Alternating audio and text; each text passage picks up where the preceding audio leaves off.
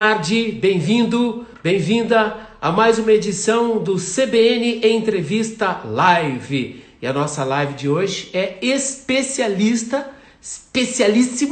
Nós estamos em um horário diferenciado, porque o nosso convidado também é dos mais diferenciados. Hoje, dia 1º de junho, nós comemoramos o Dia Nacional da Imprensa. E para falar do trabalho do jornalismo, para falar do trabalho do radiojornalismo, para falar de fake news, enfim, tem um monte de coisa para falar. Eu vou colocar o nosso convidado no ar com a gente. Aqui está.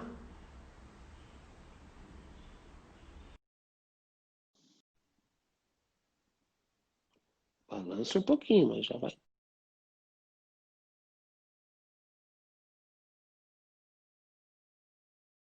Roberto Nonato, âncora do Jornal da CBN, segunda edição. Boa tarde, Nonato.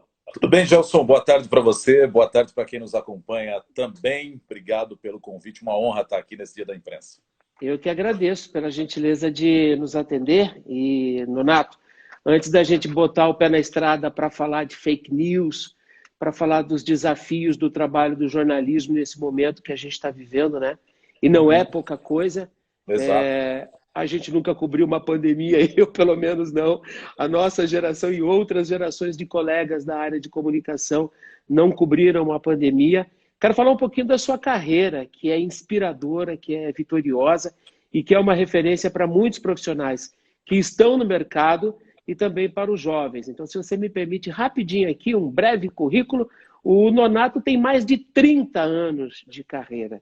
Só na CBN, ou na CBN, ele está conosco desde que o projeto decolou em 1991. O Nonato, jornalista e radialista, trabalhou em alguns dos mais importantes veículos de comunicação desse país, sobretudo símbolos para uma época, né?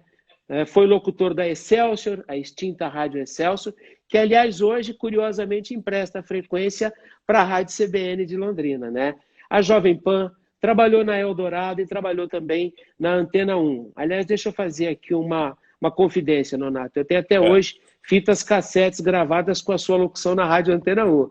Pô, manda Muito para mim legal. então depois.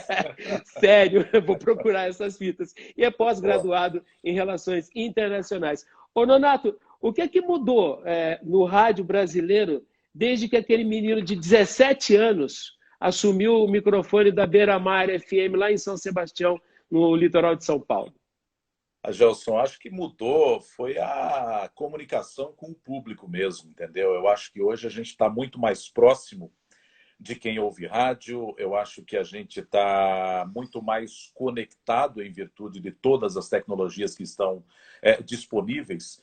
E isso faz com que a gente se aproxime ainda mais, né? O rádio sempre teve essa característica de ser um companheiro, de ser a sua melhor companhia em determinados momentos. Quando não tinha televisão, era em volta do rádio que as pessoas se reuniam para ouvir radionovela, para ouvir o noticiário principal, porque ainda não existia o Jornal Nacional e por aí vai. Aí vem a televisão que traz imagens, mas o rádio continua sendo aquele companheiro que você leva para o estádio para saber quanto está o jogo da outra equipe que não está disputando com a sua aquele jogo que você está acompanhando. Para os rincões do Brasil, o rádio também estava sempre junto, mas eu acho que de lá para cá houve a mudança na interação. Hoje a gente tem muito mais participação de quem está do outro lado do aparelho, de quem está do outro lado da plataforma, do que tínhamos antigamente. Hoje o ouvinte ele tem muito mais poder de interação e de participação com quem trabalha em rádio do que tinha alguns anos atrás. E isso é muito legal, tanto para o ouvinte, né, que tem essa possibilidade de, obviamente, participar mais, dar opinião, sentir-se ouvido e valorizado, como para o profissional, porque muitas vezes a gente está numa entrevista e esse próprio ouvinte nos ajuda com essa entrevista. Às vezes você esquece uma pergunta, ou Verdade. escapou, não lembro o que perguntar, o ouvinte mandou uma pergunta ali que é relevante, você diz, puxa vida, esqueci esse tema, tenho que abordar com o meu entrevistado. Então você tem hoje um rádio feito também pelo ouvinte, né? Então acho que isso é a principal mudança, né, de alguns anos para cá, essa participação maior do ouvinte. O ouvinte põe mais a mão na massa do que fazia antigamente.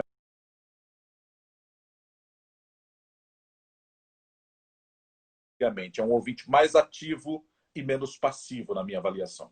Ô, Nonato, é bacana, mas tem um preço, né? O rádio que sempre foi referência de velocidade na entrega da informação, em tempos de internet e de redes sociais, é ainda mais desafiador prover conteúdo. É estado de alerta permanente, Nonato? Eu acho que vem para complementar, sabe, Gelson? Eu prefiro não dizer que é um concorrente, porque quando a gente estava na plataforma rádio, e eu citei o rádio que as pessoas, que era um móvel, né, que as pessoas se envolviam ali em volta, tal. Eu cheguei a ter um que era um toca-discos de um lado e o rádio você ligava do outro. Que preciosidade, hein?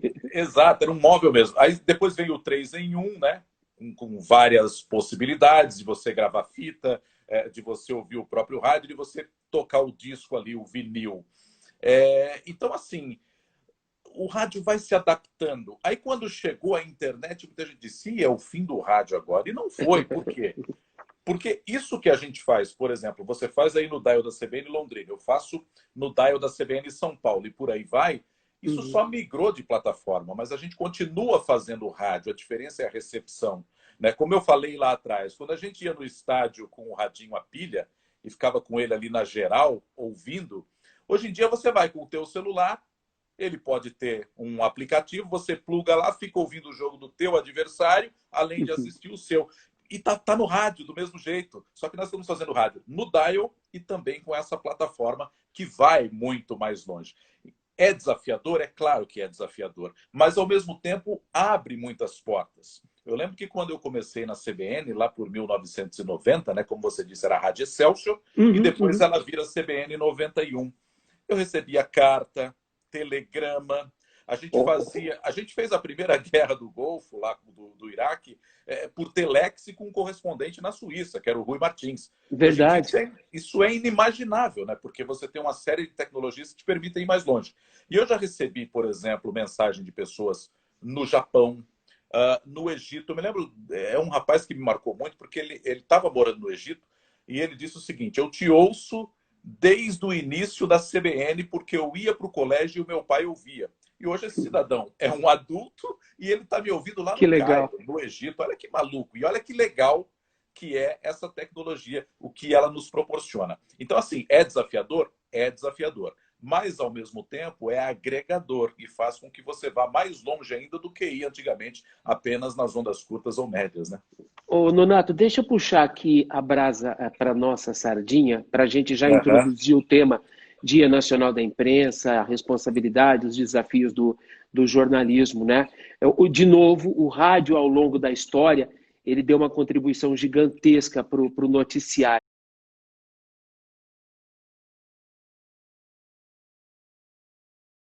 Gigantesca para o noticiário, né? Repórter Esso e tantos outros formatos consagrados. Mas eu queria que você falasse para a gente um pouco da chegada do All News, o Rádio All News.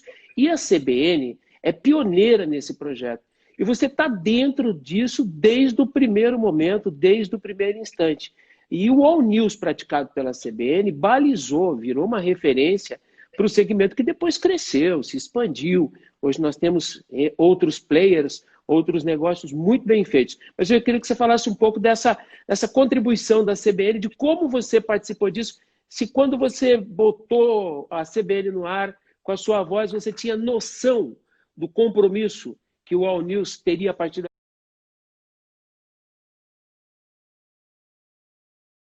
daquele momento com a história do país. Então, não, claro que não.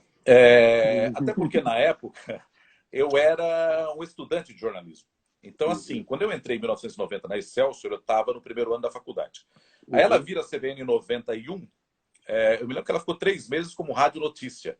E dali a 3 meses ela vira efetivamente CBN, acha-se o nome Central Brasileira de Notícias e tal.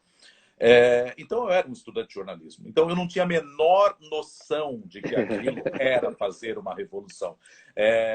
Até porque também quem idealizou o projeto, e foram várias cabeças, obviamente, também não imaginavam que poderia ser esse marco de fazer jornalismo. Muita gente dizia, vocês são loucos, como é que vocês vão fazer notícias 24 horas? Ninguém vai ouvir, as pessoas vão encher o saco, vão ficar Pô, não vão tocar cansadas. música, né? Para quê? Não vai tocar uma musiquinha para dar uma aliviada, para dar uma quebrada? Não, a quebrada vai ser com cultura, com entrevista de cultura, com entrevista sobre educação e etc.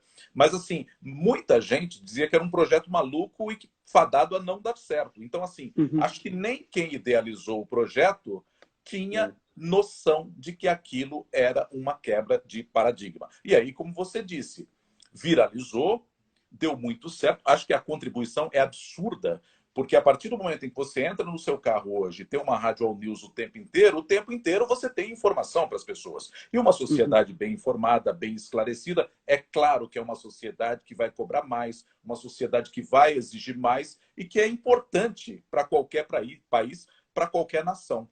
E outro marco que eu acho que foi fundamental foi quando a rádio foi para o FM, em meados dos anos 90. Ela sai apenas do AM 780, que era Excelsior, e passa para 90.5, que era o FM. Foi um outro jeito de você angariar ouvintes. E aí eu volto no cidadão que me ouve lá no Cairo, que ele devia ser um estudante indo para o colégio. Por que ele ouvia aquilo? Porque o pai dele ligava o carro no FM.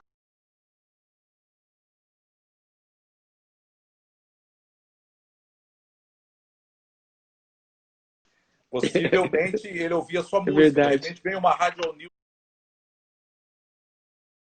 no FM. O som é melhor, a qualidade é melhor, e aquilo vai viralizando, vai fazendo com que uma nova geração de ouvintes e de pessoas bem informadas chegue para o veículo rádio. Então, acho que foi assim fundamental, mas assim, nem mesmo quem idealizou tinha ideia. Acho que era uma aposta e que deu muito certo, e como você disse, foi replicada por outros players também.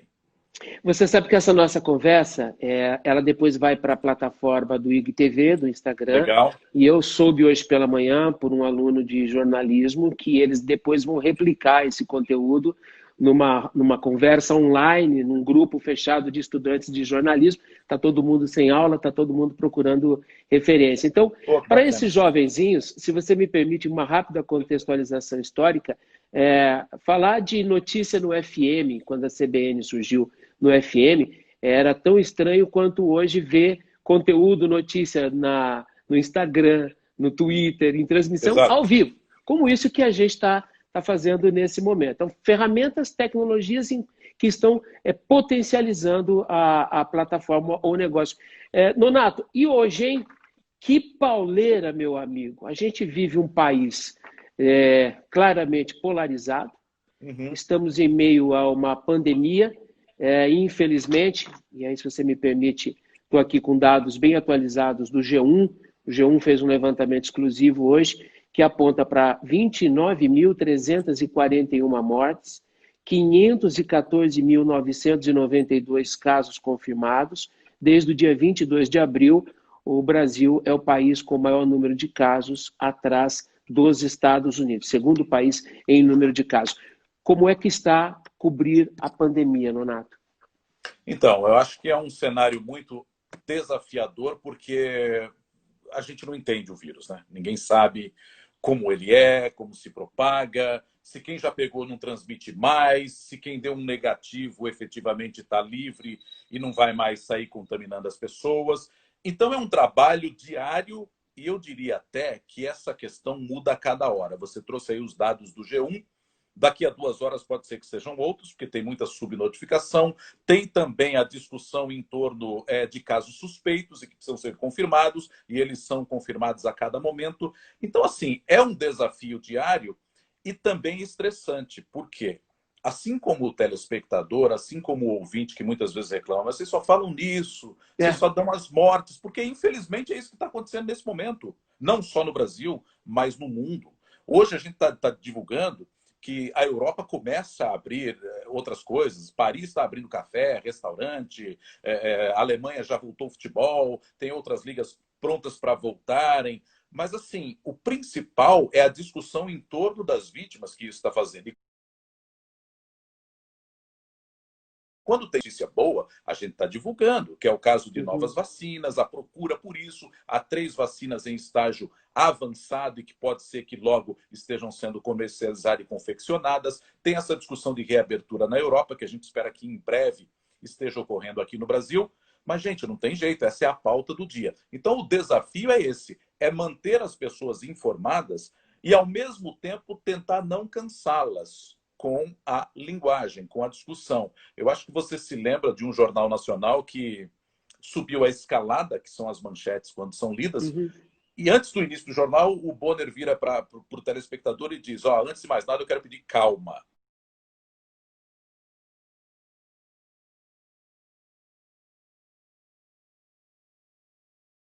Antes de mais nada, eu quero pedir calma. E aí ele conversa com a Renata para quebrar um pouco o gelo, porque Sim. efetivamente é isso. Você acaba entrando numa paranoia absurda. Eu já me peguei vendo o telejornal que eu tirei. Falei, não quero mais ver isso. Então, porque a gente está o tempo inteiro. Então, assim, se para o telespectador, para o ouvinte do rádio, para o leitor do jornal, é muito complicado ficar ouvindo isso o tempo inteiro, imagina para quem trabalha com isso, que a gente tem que É, estar o tempo inteiro acompanhando, porque senão o que você vai falar no rádio? Como é que você vai informar bem se você não está acompanhando? E correto. mesmo a gente precisa dar uma quebrada, precisa chegar uma hora e falar, não, vou desligar, vou ver um filme, vou ouvir uma música ou vou ler um livro. Então, assim, Uhum. isso vale para todo mundo, principalmente para quem trabalha. Então, o desafio é muito grande nesse momento. Acho que a gente ainda vai ter muitos meses para continuar falando de coronavírus enquanto não tiver uma solução, enquanto não tiver uma vacina, né? O chamado antídoto total. Nonato, sem querer parecer desrespeitoso, por favor, não é esse o nosso objetivo, em hipótese alguma, mas Eu tenho certeza.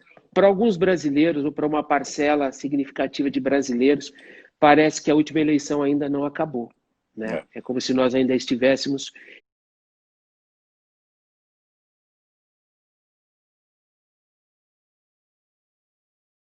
em campanha.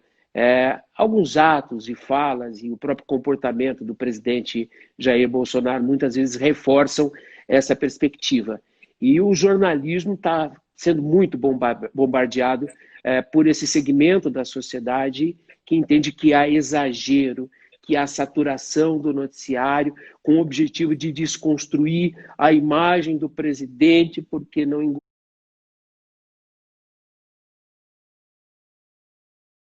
do presidente porque não engoliram a eleição do presidente. O que é que você tem dito para os seus ouvintes, para os seus seguidores, para os internautas quando eles te abordam? Isso quando a abordagem se dá no nível respeitoso que permite o debate, né? Porque não é uma parada fácil. O que você fala, Nonato?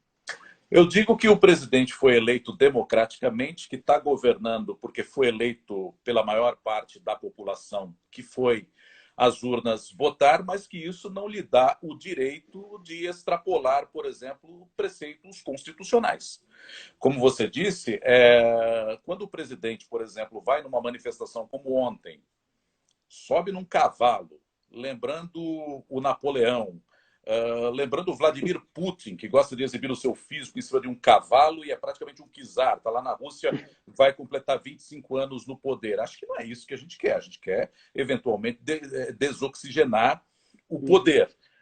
Então, assim, ele acaba endossando, por exemplo, manifestações contrárias ao Supremo Tribunal Federal, ao Congresso Nacional, ainda que ele não fale, mas só o fato dele aparecer e estar junto dos seus apoiadores, ou mesmo, como ontem, sem máscara e desobedecendo aquilo que prorroga ou que preconiza o governador Ibanez Rocha lá no Distrito Federal, que todo mundo tem que usar máscara na rua, ele estava sem máscara. Ele desobedeceu, por exemplo. Então, essas atitudes fazem com que ele acabe inflamando ainda mais essa polarização. Ele Uhum. endossa atos que não são constitucionais. E acho que isso não é bacana. Então, o que eu digo é o seguinte: que ele foi eleito democraticamente e, obviamente, tem que cumprir o seu mandato, a não ser que cometa algum tipo de crime. Aliás, tem muita gente que diz que ele já deu margem para isso, há vários pedidos de impeachment, mas que estão seguros lá pelo presidente da Câmara, Rodrigo Maia. Pode ser que a qualquer momento um deles possa ser apreciado ou não, mas o fato é, enquanto ele não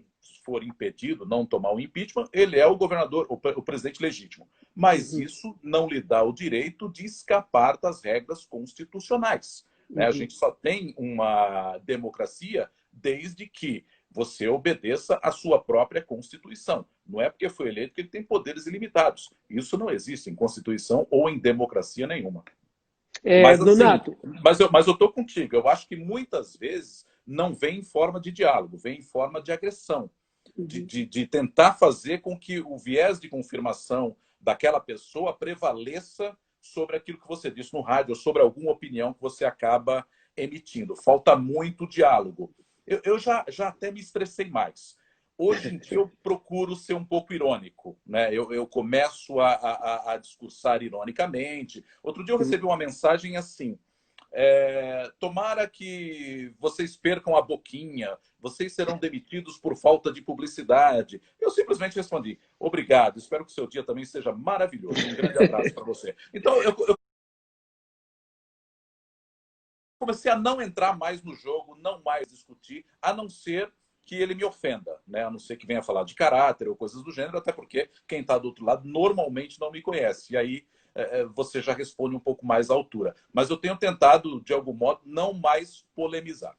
É difícil não reagir sendo uma pessoa Exato. pública com um nível de Exato. exposição, como tem, por exemplo, o âncora da principal rede de all news do país. Quer dizer, tem muita provocação, né, Nonato? Muito difícil, é muito difícil. É por e-mail, é por Twitter e por aí tudo, vai. né? Por tudo. Por tudo. E pelas redes sociais, então, é uma loucura. E a gente descobriu, a gente tomou contato com uma nova modalidade de agressões, de agressão na eleição passada, que é a fake news. Porque a fake news, ela é uma agressão sob todos os aspectos.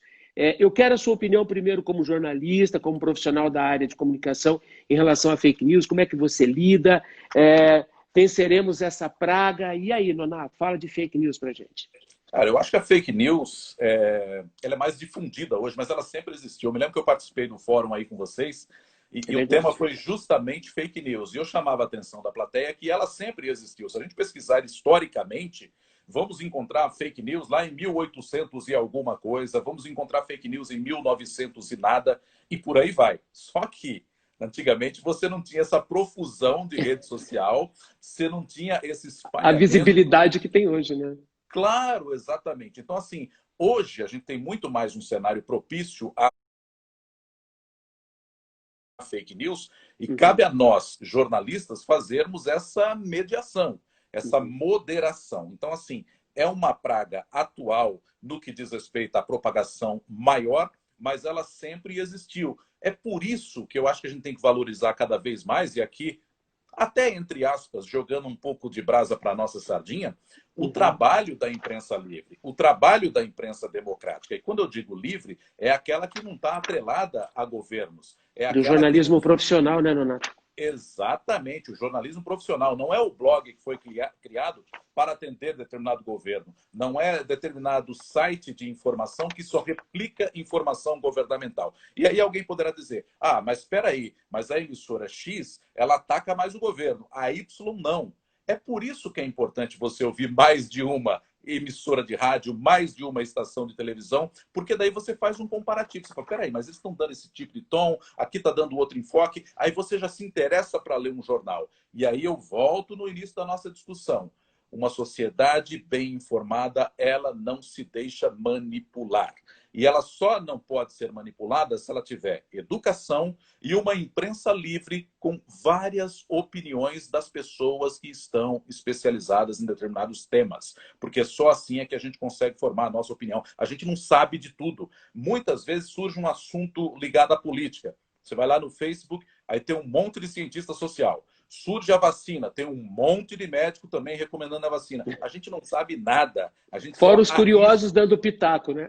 Exatamente. Nós que somos jornalistas e trabalhamos com esse cenário o dia inteiro, a gente trabalha nas mais variadas editorias, mas a gente não é expert em quase nenhuma. Eu me aventuro mais no cenário internacional porque eu estudei para isso, porque me interessam as relações internacionais. Esse é um ponto. Tem gente que se dedica ao esporte, tem outros à economia, mas se você pegar no geral, ninguém sabe tudo. Óbvio que não. E para isso a gente precisa estudar. Para isso a gente precisa ter informação de qualidade também. Então, é uma praga que está mais disseminada e hoje acho que o nosso papel é mais de editar aquilo que é importante ou não para a sociedade. Ô, Nonato, em março do ano passado, o presidente da mais alta instância da justiça no Brasil, né, o Toffoli, abriu um inquérito para investigar fake news, publicações, campanhas de desconstrução nas redes sociais de integrantes da corte, os seus membros e suas respectivas famílias.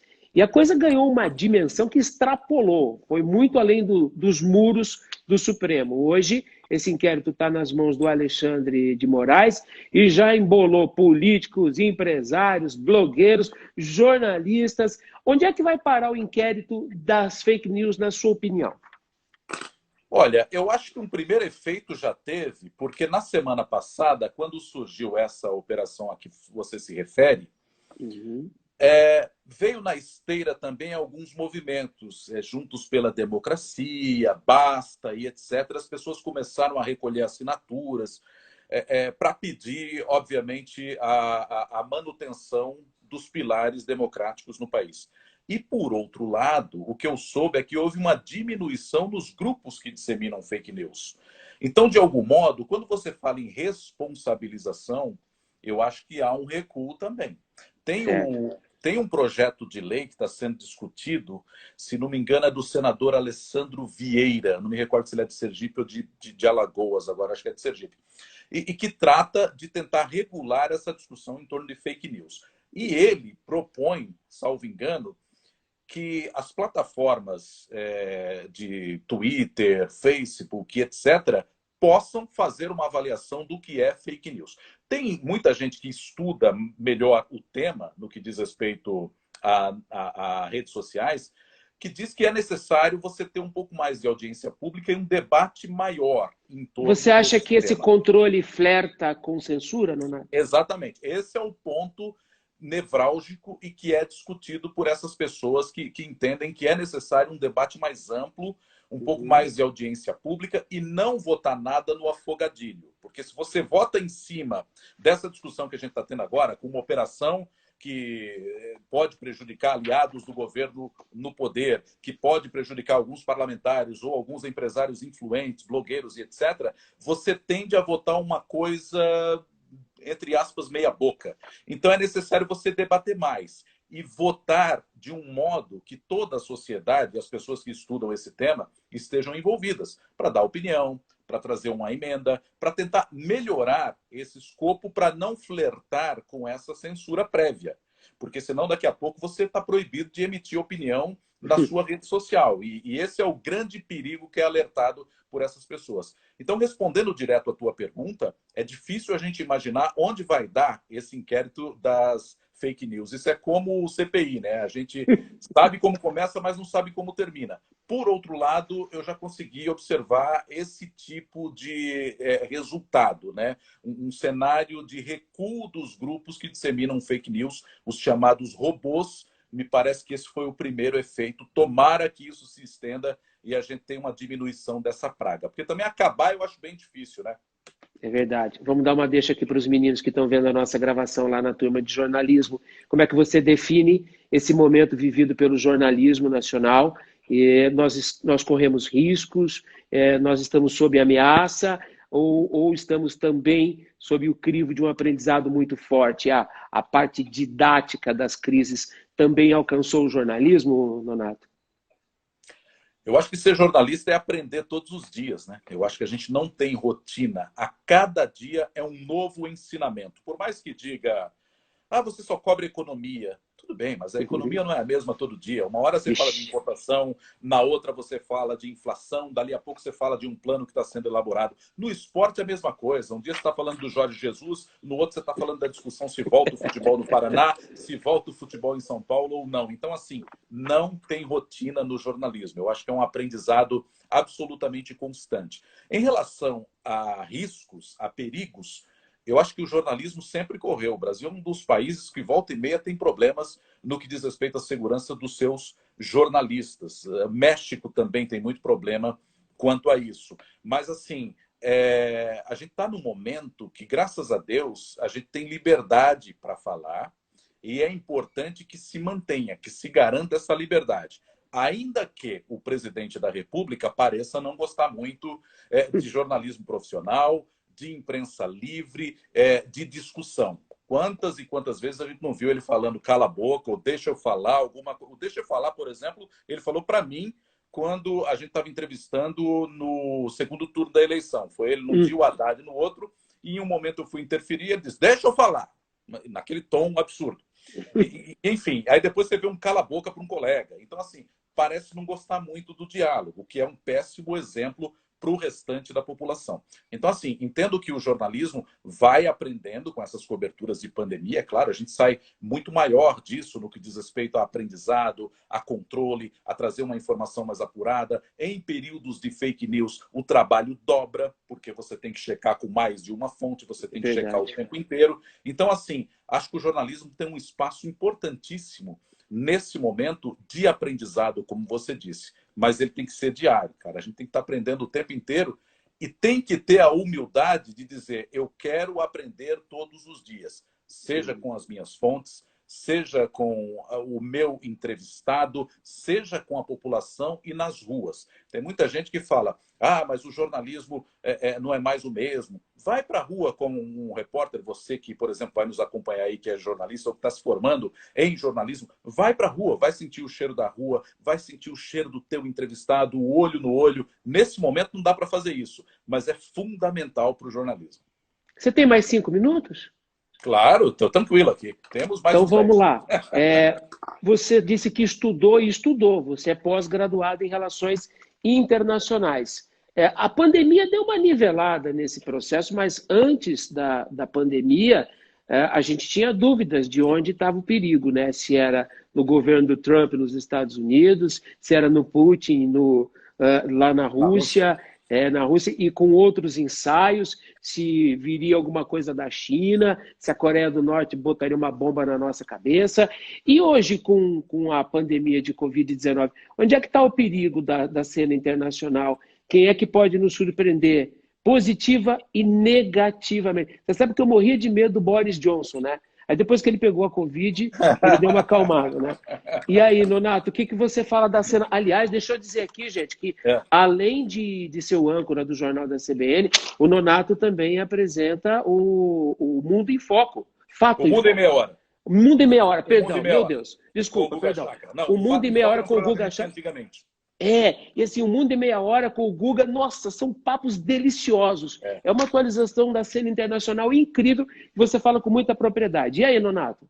Eu acho que o grande player do momento são os chineses, né? Prova disso é a tensão que ocorreu entre o Donald Trump e o Xi Jinping recentemente. O Trump volta e meia dá uma estocada ali, principalmente quando fala do vírus. Tem uma teoria da conspiração de que o vírus foi programado lá na China, o que absolutamente, na minha avaliação, não procede. Delírio, né? É teoria da conspiração mesmo, então acho que não faz o menor sentido. Mas, assim, eu acho que a China é o grande player hoje por causa da sua economia, da sua força econômica. E também porque eles vivem um regime de partido único, mas muito atrelado ao capitalismo. Né? Então, muita gente fala, a China é comunista, vai para a China. Mas a China tem um trabalho interessante com o capitalismo, eles lidam muito bem com isso, apesar de não ser uma democracia como a gente conhece aqui nos moldes ocidentais. E se tiver alguma surpresa, eu acho que pode vir dos Estados Unidos a partir desse movimento que a gente acompanhou agora com a morte do George Floyd. Antes da pandemia, era quase que sacramentado que o Trump iria se reeleger, porque a economia estava indo bem, ele tinha adversários que ainda estavam sendo avaliados, né? No caso dos democratas, ainda fazendo a escolha do seu candidato, agora a gente já tem que é o Joe Biden, mas, de qualquer modo, o eleitor do Trump não iria trocá-lo. Então, assim, a impressão que dava é que o Trump iria levar tranquilamente. Com esse movimento, com essa pandemia, com os índices de desemprego atuais lá nos Estados Unidos, que beiram os 40 milhões de pedidos de seguro-desemprego, consequentemente 40 milhões de desempregados, é a maior crise já vista, e ele, no começo, tratou a pandemia como se fosse uma gripe comum, foi outro erro dele, erro de avaliação, como o Boris Mais Johnson. Achando que era só uma gripe, né? Exato, e aí ele corrige a rota. Agora desencadeia-se esse cenário lá de que vidas negras ou vida de preto importa. Aí você tem pessoas na rua, brancos, negros e etc., todo mundo com uma única palavra. e aí vem o Trump e diz que tal grupo vai ser terrorista, que ele pode fazer com que a polícia reprima ainda mais esse tipo de movimento. Então, assim, me parece que ele não conseguiu captar aquilo que esses manifestantes estão querendo. E faltou uma palavra de paz para tentar acalmar a situação nesse momento que ele não conseguiu. Então, assim, se tiver alguma surpresa, talvez seja não a eleição do Donald Trump, mas vai depender muito de como a população vai encarar essa questão da economia, que entra num processo ruim, como no restante do mundo também, e principalmente a questão de como ele lidou com a pandemia e agora com esse cenário de protestos que a gente acompanhou nos Estados Unidos. São muito fortes. É um cenário absolutamente terrível e assim, que, mais uma vez, não dá para a gente dizer para que lado vai esse tipo de coisa. O ideal é que a gente tenha um apaziguamento. Talvez isso venha de governadores, até da própria polícia. Polícia de Miami se ajoelhou, polícia de Washington também, diante dos manifestantes. Talvez para mostrar. A instituição não funciona assim. Tem um ou outro elemento ruim aí e que efetivamente acabou matando o George Floyd. E como em toda a profissão, a gente tem bons e maus elementos. Então é esse tipo de apaziguamento que tem que ter nesse momento para a gente tentar controlar o que está ocorrendo lá nos Estados Unidos. Né? Ô, Nonato, não tem nenhuma liderança mundial bacana despertando aí? Eu nem falo de Angela Merkel, nem falo do presidente francês. Eu botava fichas no Trudeau, o primeiro-ministro canadense. O Boris Johnson é outro malucão, com todo respeito, no perdão da palavra. Mas não tem nenhuma liderança mundial despontando. Alguém que efetivamente apareça como líder efetivo, como estadista, nesse momento de crise global? Você consegue enxergar isso? Ou ainda está muita fumaça, muito ruído? Eu acho que o grande nome desses aí, sem dúvida nenhuma, é a Angela Merkel. Não tem muito como fugir dela, né? Mas tem a primeira-ministra da Nova Zelândia. Ah, é verdade. Ardern. É verdade. Arlinda Ardern, talvez. Incrível, inteligente, jovem. Ela é muito boa. Ela fez um ótimo trabalho agora com a pandemia também. A Nova Zelândia já escapou da pandemia de maneira interessantíssima. E, além disso, eu me lembro que quando teve um ataque lá em Jacinda Ardern, é o nome dela. Essa mesmo. Quando houve aquele ataque numa igreja em Christchurch, não sei se você se lembra. Foi transmitido ao vivo, o maluco transmitiu ao vivo. Numa rede social. Ela veio a público, ela deu conforto, ela foi uma pessoa absolutamente transparente naquele cenário. Então, acho que a Jacinda Ardern assim, essa estadista que a gente está vendo. A Angela Merkel, obviamente, por ser a Alemanha, o principal player, ou um dos principais ali na Europa. E a Jacinda Ardern como uma liderança ascendente. Eu acho ela uma figura bem interessante e observável. Eu acho que vale a pena. Muito bacana. Ô, Nonato, para liberar você, tem uma brincadeira que a gente começou aqui com o Teco, deu super legal, teve uma repercussão bem boa, que é a nossa sessão de dicas, para encerrar com um pouco de leveza. Vamos lá. Eu quero uma série, ou séries. Você está vendo alguma série para indicar para a gente ou não? Série primeiro? Série primeiro. Série ou séries? Série. Eu acabei de ver Império Romano e comecei a ver Império Otomano. O Império Romano é maravilhoso. HBO, correto? Império Romano está na HBO? Não, Netflix. Os dois Netflix. Boa, outra legal. Netflix. Falda. Falda também no Netflix, tá? Boa. Filme. Filme, rapaz. Eu acabei de ver Irlandês. Eu fiquei em choque. Vi o Irlandês, eu amei. O Vendedor de Sonhos. Boa. Legal, é nacional, boa. É bom. Aliás, com o Dan Stubach. É sensacional, inclusive. É bom, bem bom. É maravilhoso. Livro? Livro, eu voltei a ler o Feliz Ano Velho, do Marcelo Rubens Paiva. Recomecei a ler o Feliz Ano Velho, do Marcelo Rubens Paiva. O Teco reclamou que tinha louça brotando em cima da pia dele, porque ele não sai de casa. O Teco Medina não sai de casa, né? Você está saindo de casa, Nonato? Como é que está a sua vida? Hoje eu vou para a rádio, daqui a pouco. Está indo para a rádio, né? Então, assim, eu faço 15 dias lá e 15 dias aqui no Radial. Então, eu estou na semana de ir para a rádio essa. Você escapa da louça do meio-dia, mas não escapa da louça da janta, né? Não, mas eu adoro lavar louça. 2. Eu gosto de lavar louça. Assim, tem a Cida, que trabalha aqui comigo, ela tem vindo 2 vezes por semana. Eu vou buscar lá na casa dela e ela volta de táxi. Então ela quebra o galho aqui de lavar a louça. Mas quando ela não está, eu gosto muito de lavar a louça, não tenho o menor problema. Eu odeio fazer comida, eu acho que não quer dizer nada fazer comida. Sério, então tá bom. Nonato, uma mensagem para a gente encerrar. Via de regra, somos todos otimistas, né? O Brasil é impressionante, o brasileiro também é impressionante, né? A gente consegue enxergar as boas coisas nesse momento. Quero que você deixe uma mensagem para a gente encerrar essa prosa, vai. Eu acho que a mensagem é torcer para que as nossas liberdades individuais sejam cada vez mais amplificadas, mantidas. Hoje é o dia da imprensa. Trabalhe por uma imprensa livre, porque só com uma imprensa livre é que nós teremos uma nação democrática. Porque se você não tem uma imprensa livre, você vai ter que engolir a informação que vem do seu governo, a informação oficial, somente aquilo que ele quer que seja revelado. Com uma imprensa livre, não. Você pode até contestá-la, você pode até dizer que ela está sendo parcial, mas você terá outros canais para checar se essa sua ideia, se essa sua avaliação está correta. Se você não tem imprensa livre, você terá uma única forma de informação, que será a informação oficial. E isso não torna uma nação democrática. Nonato, obrigado, cara. Foi um privilégio enorme tê-lo conosco aqui. Esperamos pela oportunidade de revê-lo em breve, pessoalmente, tá? Muito obrigado pela sua gigantesca contribuição para com o nosso projeto, hein? Eu é que agradeço, muito obrigado. Obrigado também a quem nos assistiu aí. Eu vi uma série de pessoas aí que eu conheço. Obrigado, gente. Valeu. Eu só não sou rápido para ler os nomes aqui passando.